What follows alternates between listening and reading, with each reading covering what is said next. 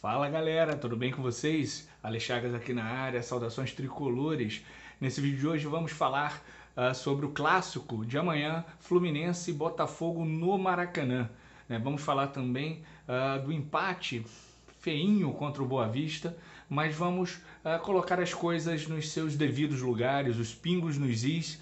Não sigam esse canal, mas falar aquilo que realmente acontece nesse momento de pré-temporada. Antes eu gostaria de pedir a vocês, como sempre, que se inscrevam no canal, que deixem seu like, que aperte o badalo do Alê para receber as notificações, lá o sininho, compartilhe esse vídeo com algum outro tricolor e comente, diga se você concorda, se você discorda, seja educado, mas também se não for não tem problema, a resposta virá no mesmo tom.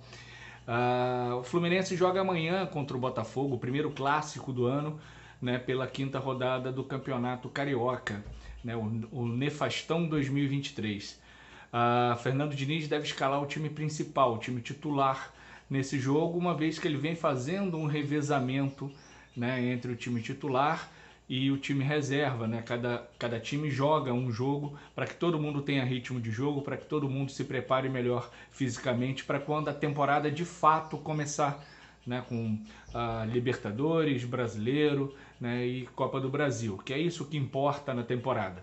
Campeonato Carioca não serve para absolutamente nada, já deveria ter sido extinto há uns 20 anos, pelo menos, e a importância dele nesse momento, nessa conjuntura, é simplesmente fazer uma pré-temporada, fazer com que o Diniz consiga encaixar o time, os novos reforços, para que a temporada de fato seja uma temporada vencedora.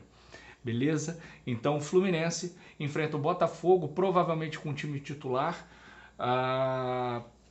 O Maracanã não deve estar lotado, porque final de mês, o jogo em cima de jogo, um campeonato que não vale muita coisa, até melhorou esse ano, porque o Fluminense conseguiu fazer um acordo lá e pegar em torno de 15 milhões de cota de TV, o que não aconteceu no ano passado, que foi campeão e nem premiação teve, não teve absolutamente nada em termos de dinheiro, só prejuízo de tempo e financeiro também, porque você tem jogadores para pagar, e não recebe nenhum dinheiro para disputar um torneio falido como é o Campeonato Estadual, não só o do Rio, todos eles são nefastos para o futebol brasileiro.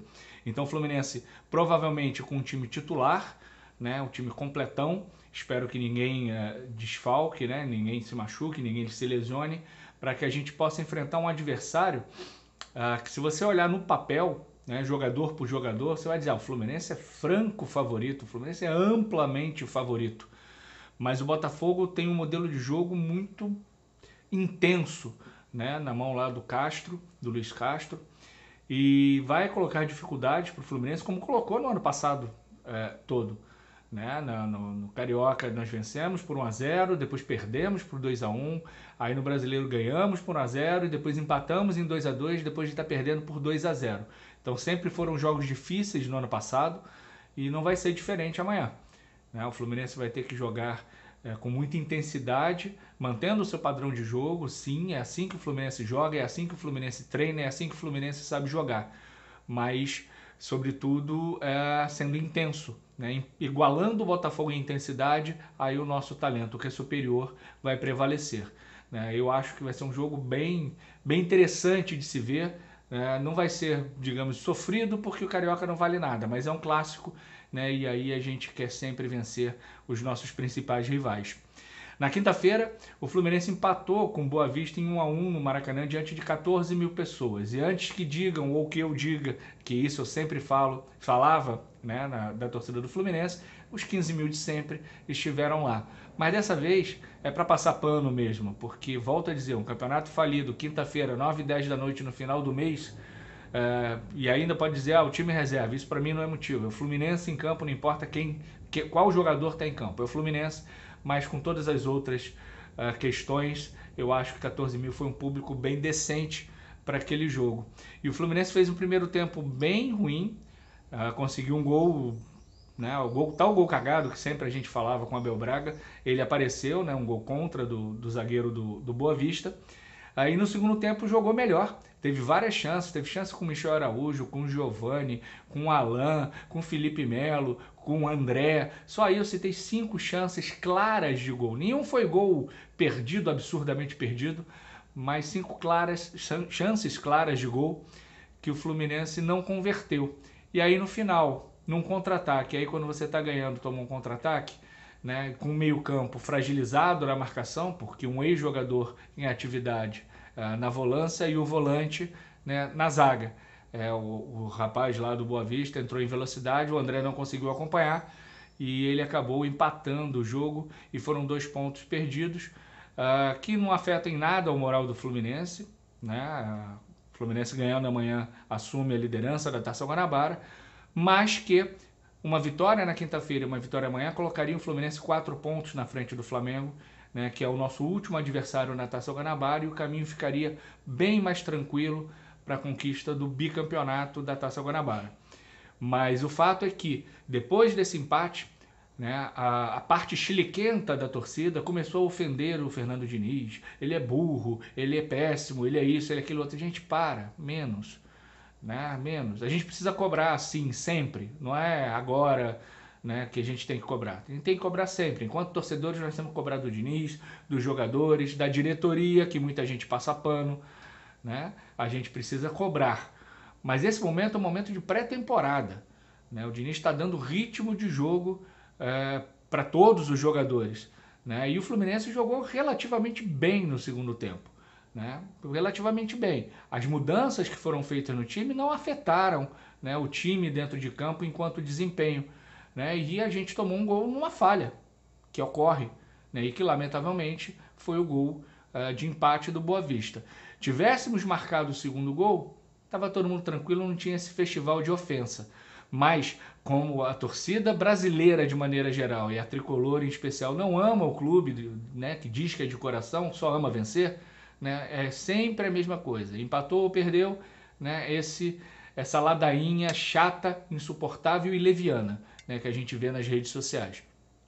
O fato é que o Fluminense tem um bom elenco e dentro desse elenco tem os problemas que eu sempre falo. Né? Você tem o William Bigode a R$400 mil por mês como terceiro reserva, ou seja, ele é do time C. Ele não joga no time principal, não joga no time reserva e entra no meio do jogo do time reserva. Né? É uma coisa para se responsabilizar e cobrar do senhor Mário Bittencourt. Né? Da mesma forma, R$600 mil para Felipe Melo. Tá? Mas temos que ter tranquilidade. Esse momento é um momento de pré-temporada. É a mesma coisa que se o campeonato estadual não existisse, tivesse uma pré-temporada para começar o Campeonato Brasileiro e empatasse um amistoso contra o Boa Vista. Para mim é exatamente a mesma coisa.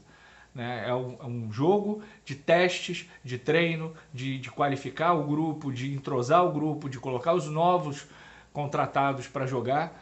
Né? E aí a gente tem coisas boas, como o Giovani, muito bem, né? O Keno, relativamente bem, ainda não encontrou espaço, até porque joga sempre contra times muito fechados, e aí fica mais difícil para o tipo de jogo do Keno.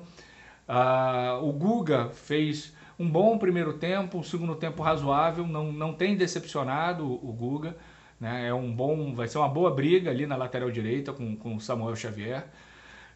Mas o Jorge até agora não disse ao que veio. Me parece fora de forma, me parece um pouco gordo, um pouco bundudo, né, pesado. Né, até agora não disse ao que veio e, sinceramente, eu vejo o jogo do Jorge, olho a expressão corporal do Jorge e não vejo um cara com vontade, com aquela garra, né, de jogar, de ganhar e de fazer o nome e a história dele no Fluminense. Tomara que isso mude, tomara que eu esteja enganado, mas até agora tenho visto isso. O Vitor Mendes me surpreendeu, não esperava muito dele como zagueiro, não é um super zagueiro, mas tem atuado de maneira muito convincente. Né? E isso é muito bom nesse revezamento que o Fernando Diniz. É chato empatar com Boa Vista? Claro que é. Gostei de empatar com Boa Vista? Claro que não. Eu odeio empatar amistoso. Né? E para mim isso é um amistoso, é um jogo preparatório. Mas tem sido excelente ver, por exemplo, o Vitor Mendes jogando. Foi excelente ver o Arthur em campo, o João Lourenço. Né? O João Lourenço até não teve muita coisa, mas o Arthur tentou criar alguma coisa. E isso foi excepcional nessa partida contra o Boa Vista, nesse empate ruim, chato, mas foi muito bom ver esse time em campo. Agora, amanhã, time principal e é clássico. Não importa o campeonato e nem ser amistoso. É clássico e clássico a gente ganha. A gente não joga. Clássico a gente ganha. E é com essa mentalidade que eu espero que o Fluminense entre em campo amanhã e que a torcida do Fluminense compareça em maior número que a do Botafogo. É assim que eu espero. Um grande beijo, um grande abraço. Tchau, tchau.